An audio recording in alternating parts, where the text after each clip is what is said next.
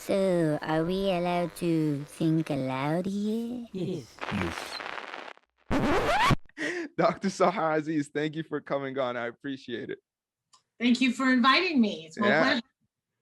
Dr. Sahar, a professor of law and the founding director of the Center for Security, Race, and Rights at Rutgers University. Tell me a little bit more about that. What is that exactly? We've got a big research report coming out in a few months that's going to show how anti-terrorism prosecutions and investigations are racialized. So if you think of January 6, 2021, siege on the Capitol, primarily white extremists, many of them who believe their right-wing political ideology is justified by Christianity, they were able to operate in plain sight, plan in plain sight, and no one stopped them.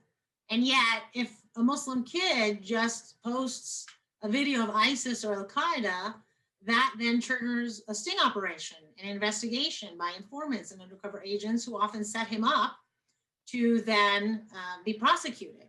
And many times they prey on young men who have mental health illnesses or who may be facing some kind of personal crisis, but they're usually very vulnerable.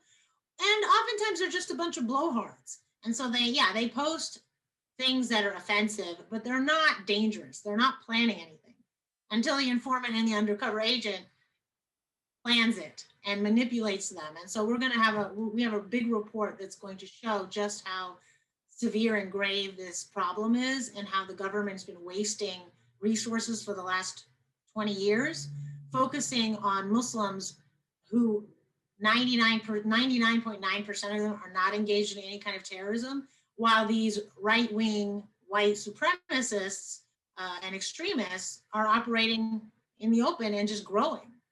And outrightly too. What you're talking about is so interesting because I was reading a statistic on it. I think it's around like 90 to 95%, even a little higher, of these terrorist incidents for when it comes to Muslim Americans are actually young Muslim men being lured in by an FBI agent and being convinced to do these things. And then it ends up being like a fake bomb and stuff like that. Is that what you're talking about? Yep, that's precisely it. So we found 572 cases since 9/11, prosecutions against Muslims. And that's out of a total of about a little over 900 that have some terrorism related fact pattern, or according to the government does. And a vast majority of them, and we'll have the numbers out in a report, are what we call manufactured terrorism, government manufactured terrorism. So, and that then causes these communities to be afraid. It causes them to constantly try to prove their loyalty. It causes them to feel paranoid that there are always spies at their mosques, that there are always spies in their communities. So then they start censoring themselves and they don't feel that they can just exercise their freedom of speech and freedom of religion and freedom of expression. So that has a major consequence in people feeling that they're not equal citizens, that they're not first-class citizens like everybody else. So even though they may have the rights on paper, because of the government's targeting and their selective enforcement, they don't feel free. And we see this with Black communities. We see this with Latinx communities. It's called racialized policing. And it creates a very different experience based on your race, especially as a collective, as a community. And I think anyone who cares about civil rights for all should be concerned that if the government is not enforcing the laws equally. Right? I mean, we see this in drug laws, for example. It's very clear that whites and Blacks use and possess drugs at the same levels. And yet, who gets prosecuted disproportionately more for possession? Blacks do. Why? Because the police over-police those communities and they act on these stereotypes that a Black drug user is a criminal, whereas a white drug user has a public health problem, right? Is made a mistake, deserves a second chance, just a warning. And that's part of this dehumanization of non-whites and the treatment of whites as humans, as equal as first-class citizens. And so what people who work on civil rights do is they don't want to bring down white people. They don't want to oppress white people. They want non-white people to be treated in the same way, with the same humanity, with the same dignity, with the same equal rights. And if you look at the facts, especially in law enforcement and policing, that's just not the case. Do you think that the government still does that with Muslims today? Yes, at Is least it with is it regard to, worse? Is it less? well, we'll see what's going to happen after this 2020, what is January 6th event, because so for the last 2 or 3 years, actually at least 3 years, there has been warnings within law enforcement that right-wing extremism is rising. There have been warnings that the FBI has a blind spot and they're putting too much resources into trying to ferret out and find and create effectively terrorists, fake terrorists, within Muslim communities, while ignoring this rise in the right wing and the militias and people who are armed and dangerous. And so that was being ignored by the policymakers and those in power. And as a result, we got, the riots and the siege on the Capitol. So the question now is, will this alarm that just rang, right, where you had people looking for Pence wanting to kill him, people looking for Pelosi wanting to kill her, will that now wake up the FBI and the Department of Justice and Congress and the president to realize we should be focused on the real threat as opposed to working off of these stereotypes? But we still don't know, because politically it's very popular. There's no cost to going after Muslims, and there's a lot of benefit. Meaning that when the government issues a press release or has some kind of a press conference and says they caught a Muslim terrorist, nobody asks any questions. It could be a fake plot. It could be where the government planned it from A to Z. It could be that the individual has a mental health illness. Nobody asks any questions. They assume it's true. The FBI agent and the prosecutor get promoted. They get an award. And there's no cost to them lying or exaggerating or abusing their authority, because Muslim communities don't have a lot of political power, because many of them, well, let me kind of step back a bit. So there's an estimated 5 million. Some people say it's as low as 4, some people say it's as high as 7, but let's say approximately 5 million Muslims in America. That's not very many compared to the amount of attention they get in the media. And we're talking about a country that's about 340 million. So less than 2%, a little over 1% of the population. Of those 5 million, 30% are African American. And then the other 70% are immigrants, children of immigrants that immigrated, or their parents immigrated after 1965. Because in 1965, the immigration laws changed to no longer give preference to Northwest Europeans. Because between 1924 and 1964, the laws excluded Asians, and Arabs would have to go to court and argue they weren't Asian. And that's why they wanted to be white. And that has a lot to do with why Middle Eastern and North African people are categorized as white in the US Census, is because they didn't want to be Asian, because technically the Middle East is West Asia, if you look geographically, because then they wouldn't be able to immigrate, they wouldn't be able to naturalize and become citizens, and they wouldn't have all of the rights that come with citizenship. Meanwhile, because there was a huge wave of Jewish and Catholic immigrants from Italy and from Eastern Europe from 1890 to 1924, almost 15 million, the white Protestant Northwest European heritage Americans wanted to stop that, because they saw that as a threat. They saw them as the other. And they changed the laws and set these very strict quotas, so that essentially from 1924 to 1965, vast majority of people who legally immigrated to the US were from Northwest Europe. And we're not from Asia, we're not from the Middle East, and we're not from Africa. So that explains why there's 70% of Muslims who come from all over the world. Some of them are Indonesian, Malaysian, but a large number of them come from South Asia, about 30% from South Asia, and 30% from the Middle East and North Africa. They are new here. They came here for economic opportunity. Most of them, some of them are political refugees. They don't have political power. they don't have institutions, and the NAACP and the ACLU and the Anti-Defamation League and all of these different organizations, and La Raza, and um, you know organizations that represent Latinos, that represent African Americans, that represent LGBTQ communities. They're still building those institutions. And so when September 11th happened, they were very vulnerable. And there was no price to pay, no cost for government abuse. And so the government could pretty much get away with whatever civil and human rights violations they wanted to, because the rest of society didn't have any exposure to them. And so it was easy for them to believe that they were terrorists. It was easy for them to believe that they were dangerous. And as a result, if you read, a lot of my work talks about all the different abuses that happened against these communities. If you go to something called Social Science Research Network, ssrn.com, and you search my name, you'll find all my articles. You can download them for free. And I go into a lot of detail in the different types of abuses in immigration, detention, in counterterrorism, in surveillance, in prosecutions, in schools. Can you give me an example of one of these? Well, for example, after 9/11, there were almost, I think it was around 3,000 people that were rounded up, that were from the Middle East, North Africa, or South Asia. And they were put in detention centers. It was under the auspices of immigration enforcement.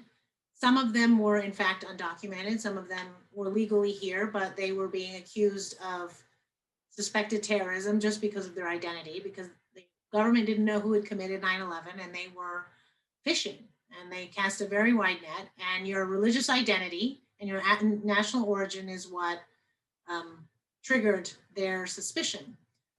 So, and many of them were abused in these jails. A number of them, over 1,000, were ultimately deported because the government tried to find any reason they could to get rid of them, because they couldn't find any terrorism activities because they weren't terrorists.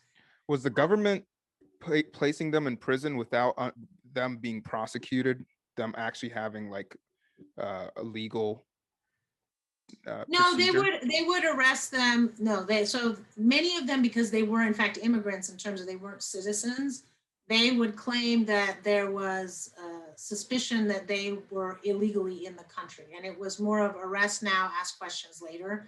And when you are in immigration enforcement proceedings, or if you're detained, you don't have a right to a lawyer because it's considered a civil suit, not a criminal suit.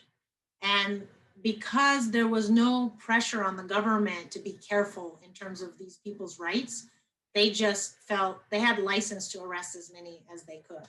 And then there were some people who were charged with terrorism and ultimately found, after they were indicted and arrested, when they did get lawyers, it was determined that in fact they were not guilty. That it was a mistake, or that it was overzealous prosecution. The other set of events that happened is surveillance of mosques. So if your readers want to go Google NYPD surveillance program, there was a program by the NYPD that lasted 4 to 6 years. And they effectively systematically spied on Muslim student associations, mosques, Muslim businesses like hookah bars and coffee shops where many Muslims would congregate. And they sent informants, they sent undercover agents all along the East Coast, and they included universities. So Rutgers University, which is where I work, their Muslim Student Association had people infiltrating it that worked for the NYPD. And ultimately, they were discovered fortuitously. Somebody found some of their surveillance equipment, one of the employees, I think at Rutgers, and then reported it, and then the New York Times got a hold of it, and the entire operation was exposed, but it had been going on for 4 to 6 years, and the FBI knew about it, right? And the FBI was sending its own informants. So, and there's plenty of, there's a book called The Terror Factory by Trevor Aronson, and that talks a lot about the various ways in which the government was setting up Muslims through these surveillance operations. But the question now is how much of that is going to continue in light of this clear notice that right-wing extremism is a real problem. And I think it's up to Muslims, and I think it's up to people, allies of Muslims, or people who just care about civil rights, regardless who it benefits, to hold the government accountable and say, you cannot enforce the law based on stereotypes. And we're going to ask questions, and you're going to have to prove to us that there really is a so called Muslim terrorism problem. Because just because there's terrorism in the Middle East doesn't mean there's terrorism in America by people who happen to have an origin, a national origin from there. Right? And that's part of the racism is, yes, ISIS existed. But what does a Syrian American or an Iraqi American or an Egyptian American, especially one that was born and raised here, even one that immigrated here when they were an adult, why do you automatically assume that they support ISIS or they support Al Qaeda or they support terrorism just because they come from those parts of the world or just because they're devout Muslims? I mean, it's if we were to apply that to Irish Catholics or English Protestants or any other white Christian identity, we would realize that that's ridiculous. Right? No one's going around saying all white people are far right extremists, all white Christians are members of the militia, even though the primary identity group for those groups is white and Christian. But we understand that that's collective punishment, right? That's suspicion by association, by identity association, and that's contradiction of American values and presumption of innocence. And this manufactured terrorism, as you called it, I believe a lot of people don't understand what you're talking about. I do, but can you give an example, like a short little story on, for example, how they would do these operations in the FBI?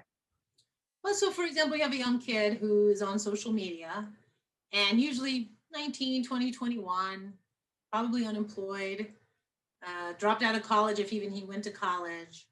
And if he has work, he works at a minimum wage job, but just tends to have a very directionless life. And he's on social media and he's posting videos by ISIS and he's posting videos by Al Qaeda.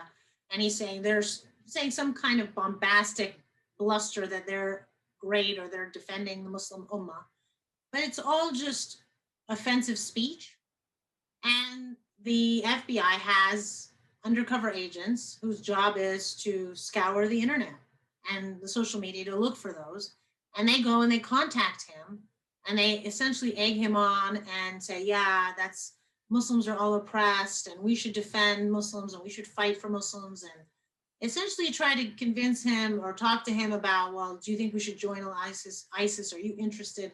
And try to lure him and tell him that, you're not a good Muslim if you don't join them, or you're not a good Muslim if you don't fight against America, the devil, and use that propaganda to manipulate him and eventually convince him to either get on a plane to travel to join the organization, at which point he gets arrested at the airport because it's all a sting operation. And oftentimes there's cases where the kid doesn't even have enough money to buy a fourth of a ticket. So the FBI agent gives him the money to buy the ticket. He doesn't even have $100. And he gives him a ride to the airport. And if sometimes the kid will try to back out and say, maybe I shouldn't do this. And the FBI agent or informant will use hyper toxic masculinity strategies of, oh, you're not a believer, you're weak. And it's psychological manipulation.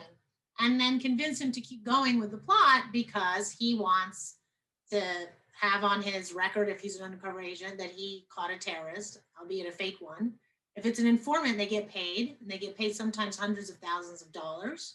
And these informants tend to be people with felony convictions, people who are unemployed, people who are very dubious. And this is a paycheck for them. So they can be very aggressive in trying to, again, persuade someone who, yes, that person may be sympathetic in terms of ISIS or Al Qaeda, in terms of how, by posting propaganda, which again is not illegal. It's offensive, but it's not illegal. But there was no indication that they were going to do more than that. And so the government could have, kept an eye out on their social media, but to literally take him and lead him into a fake plot, I think is overreach, right, and government abuse. There's this Netflix series that came out like maybe 3-4 months ago. I don't know if you've watched it, but it's called, I think, the Push, and it's a psychologist or a psychiatrist, I'm not sure which one. But he basically he invites this person in, makes this whole arena, makes it beautiful and sets it up. And he just psychologically manipulates this person the entire day to see whether he would be able to convince this person to push someone off a building at the top. Right. So he does this to 5 people, just psychologically manipulates them the entire day. And at the end, 4 out of 5 people, which were a diverse group of people, it wasn't just like white, black, it was just diverse all around. 4 out of 5 of them pushed that person off the ledge. And so that's crazy. So imagine if an FBI agent who's trained in this psychologically manipulates you to do something like that. That's insane. Right. And if it was a white person that they were doing that to, what would happen is journalists and lawyers and politicians and community leaders would catch on, and they would then pressure the FBI and embarrass the FBI and maybe even change laws so that they would stop doing that.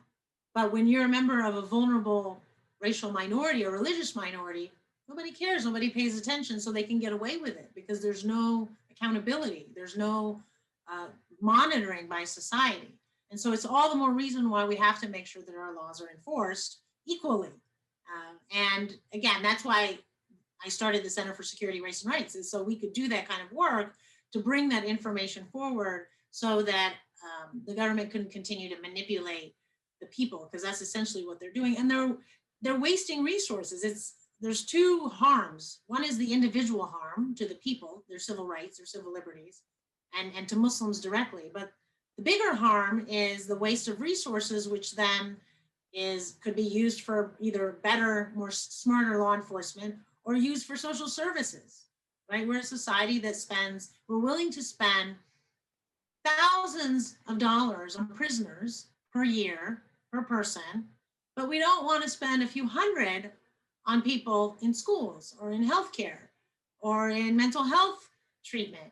So we don't have our priorities straight, and as a result, we continue to have a society that is highly securitized.